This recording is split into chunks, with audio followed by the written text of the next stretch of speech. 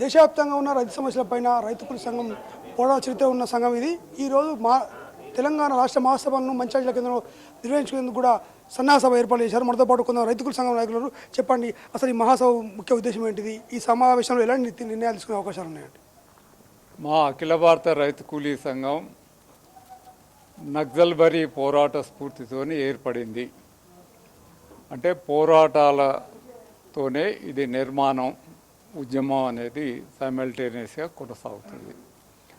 మహాసభలో మేము తీసుకోబోయే నిర్ణయాలు కానీ తీర్మానాలు కానీ ప్రధానంగా తెలంగాణ రాష్ట్రానికి సంబంధించిన, ఎందుకంటే రాష్ట్ర మహాసభ కాబట్టి దేశవ్యాప్తంగా అంశాలతో పాటు తెలంగాణ రాష్ట్రానికి సంబంధించిన మద్దతు ధర కొనుగోలు అంశం కావచ్చు, ఎరువుల అంశం కావచ్చు, కూలీకి సంబంధించిన కావచ్చు, భూమికి సంబంధించిన బదలాయింపులకు సంబంధించిన కావచ్చు, ఇలా అనేక అంశాల మీద సమగ్రంగా చర్చించాలనేది మేము అనుకుంటున్నాం.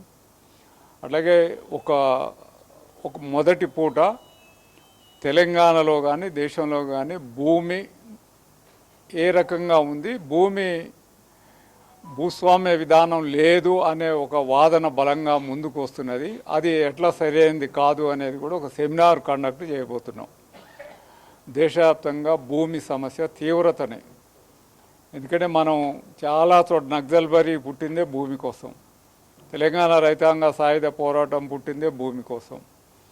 తర్వాత సిపిఎం పరిపాలనలో బెంగాల్లో ఉన్నప్పుడు నందిగాం, సింగూరులో కూడా భూమి రక్షణ కోసమే టాటాకు వ్యతిరేకంగా పెద్ద ఎత్తున పోరాటం వచ్చింది. ఒక చట్టాన్ని రూపొందించుకోవడం కూడా జరిగింది. భూసేకరణకు వ్యతిరేకంగా పెద్ద పోరాటం వచ్చింది. అట్లా అనేకమైన ముంపు గ్రామాలకు సంబంధించిన, ఇప్పుడు తొమ్మిడేటి కావచ్చు, కాళేశ్వరం కావచ్చు, లేకపోతే ఇంకా పోలవరం కావచ్చు, ప్రధానంగా ముంపుకి గురయ్యే వాళ్ళంతా కూడా ఆదివాసులు. ఆ ఆదివాసులకు సంబంధించిన భూమికి భూమి ఇవ్వటం, వాళ్ళని కాపాడుకోవటంలో భాగంగా ఎట్లా ఉండాలి అనేది కూడా రేపు పోడు భూములు, ఆదివాసులు, ముంపు అనే అంశం మీద కూడా చర్చ చేసి కొన్ని తీర్మానాలు కూడా చేయబోతున్నది మహాసభ. అందుకనే మహాసభ అంటేనే జరగబోయే ఉద్యమాలకి అన్నిటిని కూడా దాని రూపం ఎట్లా ఉండాలి అనేది ప్రధానంగా చర్చ చేయబోతున్నాం. రాష్ట్ర వ్యాప్తంగా కూడా ఉన్న అన్ని జిల్లాలకు సంబంధించిన ఒక డెలిగేషన్ని జిల్లా మహాసభల్లో విస్తృతంగా చర్చించి జిల్లా సమస్యలు, రాష్ట్ర సమస్యలు, కేంద్ర సమస్యలు అనేది ప్రధానంగా చర్చించబోతున్నాం. మనతో పాటు మరో రైతు కూలీ సంఘం నాయకులు. అన్న చెప్పండి, ఈ మహాసభ ద్వారా మీరు రైతులకు ఎలాంటి పిలుపునిస్తున్నారు? తెలంగాణ రాష్ట్రంలో రైతుల పడుతున్న గోసము చూస్తున్న పరిస్థితుల్లో ఎలాంటి పిలుపుని ఇవ్వబోతున్నారు మీరు? ఇవాళ తెలంగాణ రాష్ట్రంలో ప్రధానంగా 2-3 పంటలకే ప్రాధాన్యత ఇచ్చేటువంటి పరిస్థితి ఉన్నది. రైతులు కూడా చిల్లర చితుకు చిరుధాన్యాలు పండిస్తే ఆదాయం రాదు, పెట్టుబడి కూడా వెళ్ళదు అనేటువంటి దాంతో ఇలా వరి, మొక్కజొన్న, పత్తి, మిర్చి లాంటి పంటలు పండిస్తున్నారు. కొన్ని ప్రాంతాలలో సోయాబీన్ కూడా పండిస్తున్నారు. ఇలా ప్రభుత్వం ఏం చెప్తుంది? ఇబ్బడి ముబ్బడిగా వచ్చినటువంటి పంటను గిట్టుబాటు ధర లేకుండా ఇలా కొనుగోలు కేంద్రాలలో అనేక రకాల దోపిడీకి గురి చేసేటువంటి పరిస్థితి కూడా వస్తుంది. మొక్కజొన్న పంట కూడా ఈరోజు తీవ్రంగా వచ్చింది. మొక్కజొన్న పంట విపరీతంగా వచ్చిన కారణంగా ఇలా వరి, మొక్కజొన్న ఒకేసారి ఐకేపీ సెంటర్ రోజుల తరబడి దానికి సరిపడా యంత్రాంగం లేకపోవడం, కాంటాలు లేకపోవడం, బారదాన్లు ఇవ్వకపోవడం, సుతిళ్ళు ఇవ్వకపోవడం, రవాణా సౌకర్యాలు లేకపోవడం వల్ల రైతులు రోజుల తరబడి పడిగాపులు పడేటువంటి స్థితి ఉన్నది. ఈ ఎండకు అనేక మంది రైతులు వడదెబ్బకు చనిపోయినటువంటి స్థితి కూడా ఇలా కొనసాగుతుంది. ఇలా చీమ కుట్టినట్టు కూడా లేకుండా ఇంత పెద్ద ఎత్తున జరుగుతుంటే కూడా రాష్ట్ర ప్రభుత్వానికి చీమ కూడా కుట్టినట్టుగా లేకుండా వివరిస్తున్నటువంటి పరిస్థితి ఉన్నది. ఏమైనా ప్రచార పటాటోపం. ఇలా తుమ్మల నాగేశ్వరరావు పెద్ద ఎత్తున ప్రకటనలు చేస్తారు. ఒక్క ధాన్యం కూడా మిగలకుండా కొంటామని చెప్పి ప్రకటిస్తున్నాడు, గిట్టుబాటు ధర కల్పిస్తామని చెప్పి ప్రకటిస్తున్నారు.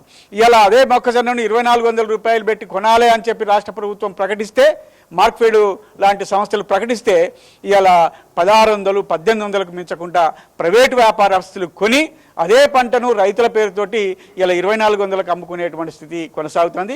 ఐకేపీ సెంటర్లు, పిఎస్సిఎస్ సెంటర్లు, ప్రభుత్వాధికారులు వీళ్ళందరూ కూడా ఇలా కుమ్మక్కై రైతులు మోసం చేయడానికి ఇలా ప్రయత్నాలు చేస్తున్నారు. దానికి వ్యతిరేకంగా మేము నిర్ణయం తీసుకోబోతున్నాం. అదేవిధంగా ప్రత్యామ్నాయ పంటలు పండించాలని చెప్పి రాష్ట్ర ప్రభుత్వం గగ్గోలు పెడుతుంది. ప్రత్యామ్నాయ పంటలు ఏంటి, ఏ వాతావరణంలో పండించాలి, ఏ జిల్లాలలో పండించాలి, ఏ జిల్లాలలో దానికి అనుకూలమైనటువంటి భూమి వాతావరణం ఉన్నది అనేటువంటి ఒక సమగ్రమైనటువంటి ప్రణాళిక వ్యవసాయ శాఖకు లేదు.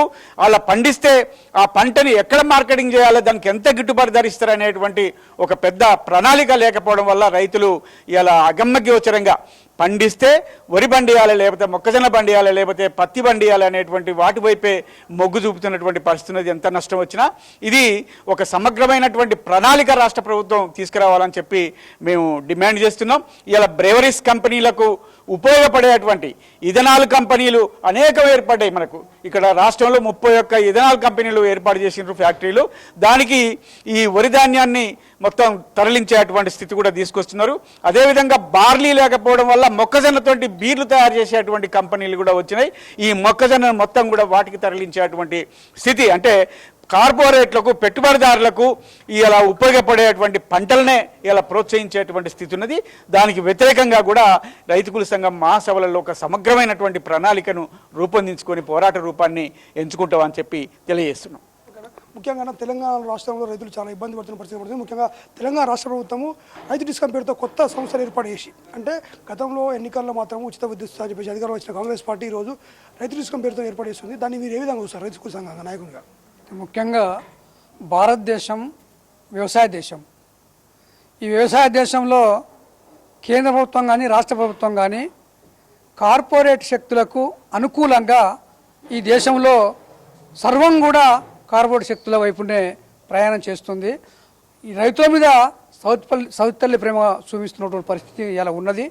ఇదే ఒరవడిలో ఇంకొక విషయం మనం చూస్తే, దేశంలో కార్పొరేట్ల కోసము, విదేశీ పెట్టుబడిదారుల కోసము అడవిలో ఉన్నటువంటి ఆదివాసీల భూములలో ఉన్నటువంటి ఖనిజ సంపదను విదేశీ కంపెనీలకు ఒప్పజెప్పడానికి కగారు పేరుతోటి ఆదివాసీలను ఉచ్చకోత వచ్చినటువంటి పరిస్థితి మొన్నదాకా మనం చూసినాము.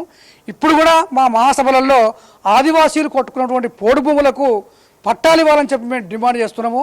ఆ ఆదివాసీల పల్లెల్లో ఆదివాసీలకు పట్టాలు ఇచ్చి వాళ్ళని అక్కడనే బతకరించాలని చెప్పి మేము డిమాండ్ చేస్తాము.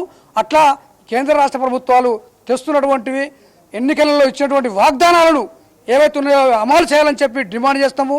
ఆ వాగ్దానాలు చేసినటువంటి రాష్ట్ర ప్రభుత్వం ఏదైతే ఎన్నికల్లో వాగ్దానం చేసిందో ప్రతి ఒక్కరిని కూడా అమలు చేయకుండా నామాత్రంగా కొన్ని చేసి ఏ ఒక్కరిని కూడా చేయకుండా ఒక బస్ సౌకర్యాన్ని కల్పించి ఇలా ప్రజలను మోసం చేస్తుంది. మహిళలకు 2500 పింఛన్ ఇస్తామని చెప్పారు. అట్లా మన రైతు బీమా ఏదైతే ఉందో అది 15,000 రూపాయలు సంవత్సరానికి ఇస్తామని చెప్పి అవి 12,000 చేశారు.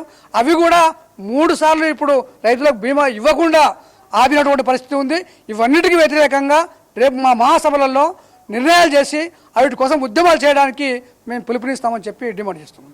ముఖ్యంగా ఏదైతే ప్రభుత్వాలు రైతు వ్యతిరేక విధానాలు అవలంబిస్తున్నాయి వాటన్నిటి కూడా వ్యతిరేకిస్తూ రైతులను ఐక్యం చేస్తూ రైతు సమస్యల పరిష్కారం పైన ఉద్యమం చేస్తామని కూడా చెప్తున్న పరిస్థితి పడుతుంది. సతీష్తో శ్రీనివాస్, వింటివి తెలుగు, ఆదిలాబాద్.